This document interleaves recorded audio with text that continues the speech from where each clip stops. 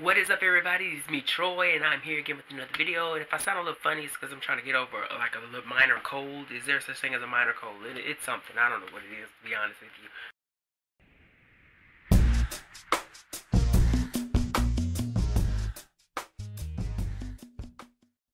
With that out of the way, I really just wanted to expedite this video by sharing some of my biggest pet peeves when it comes to the mystery genre. And that means, from a subgenre standpoint, that these pet peeves could take place in a cozy, a caper, a private eye novel, hardboiled detective fiction, or police procedural. It does not matter. When these things show up, I am almost instantaneously irritated.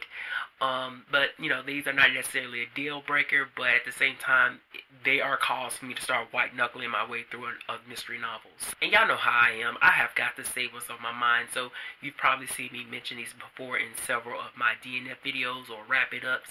But I'm just gonna give a little bit more details and then share with you guys here. If you can relate, then you know, hey, it's all good, girl. If you can relate and we see eye to eye on this subject, then hey, we vibing. If we can't, then it is what it is. So my first pet peeve when it comes to reading in the mystery genre is the twins plot twist. Oh my gosh, like I cannot stand when there is a plot twist involving twins, okay? Twins and the switching of identities. You know, here, let me just explain myself a little bit. So like with the mystery author, what they're basically doing is you, the reader, are getting the clues through the protagonist. The mystery author, she gives you all the little clues. They're all on the table. She's rolling up her sleeves, you know, checking behind her ears, and you know, she has no hijinks or tricks within on her person. It's your job as the reader to basically see if you can outwit or come to the sound conclusion of the end of the mystery before the protagonist does, and to really sneak around and see exactly what the author is doing. But to me, and this just may be me, okay, you know, there are exceptions to this, but to me, when an author employs the twin switching of identities plot twist, or one twin is dead and the other took over, I just feel like that is just such a cheap ass shot. So I cannot stand, and that is one of my pet peeves, when the plot twist within the mystery involves a twin. The twins plot twist identity switching thing is played out. So the next pet peeve that I have when it comes to reading the mystery genre is the cliche clues slash red herrings, and I often dub this the cigarette butt clues. Now, to further explain what I mean, I'm just saying, like, it irritates me in a mystery when, you know, the main protagonist is, you know, she's investigating and she's poking around the bushes, and there, lo and behold, is a cigarette butt. Marlboro Lights, Newports, it doesn't matter what it's, those American spirits or whatever. But anyway, it's a cigarette butt, and you, the reader, are like, who do we know within this cast of characters smokes cigarettes? I don't know, I just feel like when a character finds a cigarette butt, or for women, it usually is probably like a tube of lipstick or something.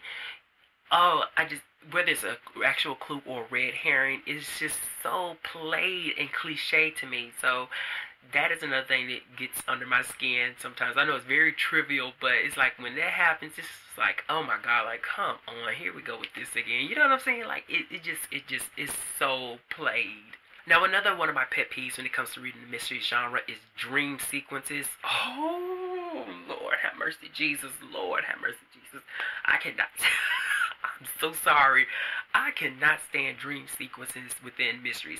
And I want to add to that, dream sequences and clues that are received via psychic impressions. Now, before I get into this, I just want to make it clear that if a mystery book or mystery series is actually led by a psychic, amateur sleuth, or a private investigator, then I'm totally cool with that. I'm so down with that, because I find that to be interesting in itself. One of the ones I have read, I love when an author uses different sort of imagery, and maybe you can even say techniques, to unveil the psychic world to the reader, you know what I'm saying? But when a main protagonist who is not a psychic, is not affiliated with psychics, somehow goes to sleep and wakes up and gets this some kind of impression about where Joe Smo went missing at, via a dream sequence. I'm just like, oh my goodness, please stop being so cheap. Just, I just want to say to the author, just make your character go to work. Don't try to shortcut it. Just make them go to work to find that clue that they got within a dream sequence. Another pet peeve of mine is badly choreographed fighting scenes, and really scenes in general. And this goes with any book. But with fighting scenes, oh my goodness. Listen, I love reading the mystery genre because I think they are the best places to go for someone like me who loves kick-ass female characters who can think for themselves, and, they are very resourceful. But when you have a fighting scene where here is the female character about to go toe-to-toe with the culprit of the book, and, she's under strength of some sort, and, she's pinned down, and she's looking left and right and left, and voila, there's a glimmer of something underneath, the bed frame. Then here she is reaching out underneath the bed frame and pulling out a shard of glass or something. It's just like, no. Don't choreograph it like that.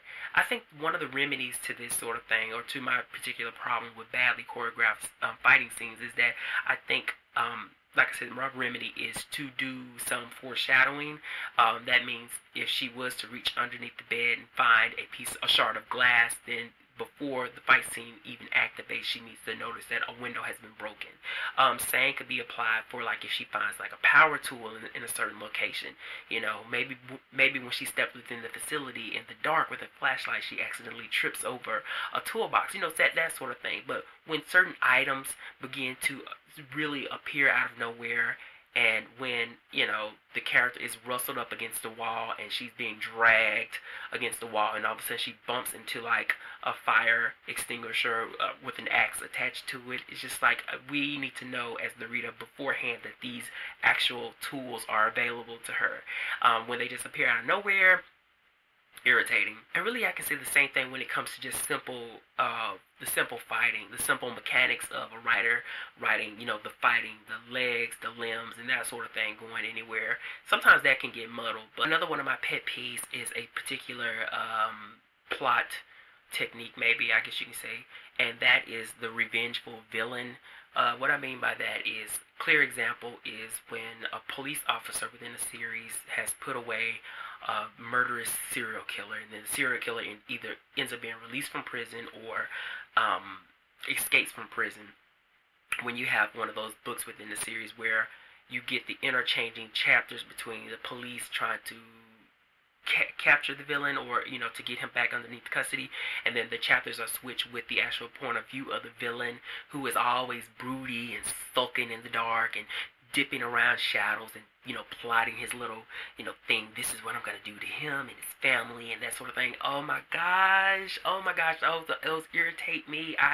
Oh my goodness, I can't even explain how irritating I find those books to be, when the vengeful villain is on the prowl trying to plot his way into destroying the life of the hero. And I think it irritates me because I don't know what it is about it. I really don't know. I think it's because, while I do enjoy, the cat and mouse games between a protagonist and an antagonist, I think with the villain being someone who is out for just strictly revenge, I just feel like an author can never actually tell, the side of the villain's story. You know what I mean? Like, they're trying to deliver it to you, but then that can't really actually give you that full psychological breakdown as to what this character is about and why they are seeking revenge. And I think the best way that an author can do that is by actually taking the reader back into the villain's past.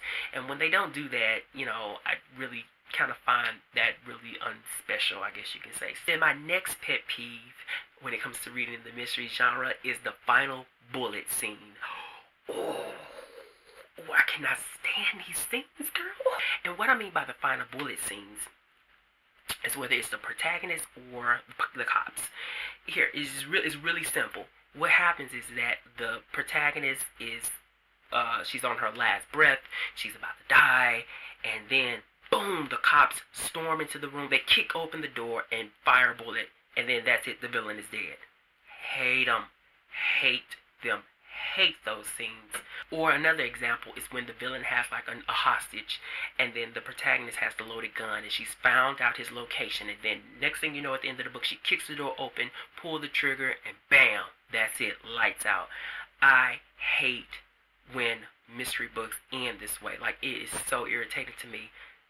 To me, I think my personal belief on this is that when you get to an end of a mystery and you get to that final act, when we already know the author is trying to wrap up everything, throw everything away. Throw the gun away, throw the cell phone away, throw everything away. And then another pet peeve of mine is actually epilogues. Yeah, I know. Well, you know what? It's really that it's not that I'm averse to epilogues. I only have a problem with the epilogue when the ending in itself is already very anticlimactic. Personally, I feel like the ending of a novel should be as strong or stronger than the beginning. When an author uses an epilogue to do this abrupt, quick 2-page summary of the events, whether they are preceding the death of a character like a villain or whatever their future may be, as well as using the epilogue to tie in some plot points or some branching storylines that didn't get fully fleshed out in the book. Yeah, it's just, I feel like an epilogue is just a weak way to tie up a book. It's just like a weak little door, a weak little gate open up for an author to just quickly get to the end of a novel. So yeah, I'm not the biggest fan of them. It's just a matter of how the author, ended the book itself. So that is it, guys. I do have some more pet peeves of mine that I find with the mystery genre that I would have hoped to hope to in the future make a video on, but I'm just gonna stop it here. And if you can relate to these pet peeves, then please drop me a comment below. Just let's talk about it, I guess, if you are a fan of the mystery genre. And what are your pet peeves? I would love to connect and hear from you guys. What is it that you find irritating when you're picking up a mystery genre book? I was going to say a lot more, but anyway, that's it, guys. Have fun and stay beautiful and sexy.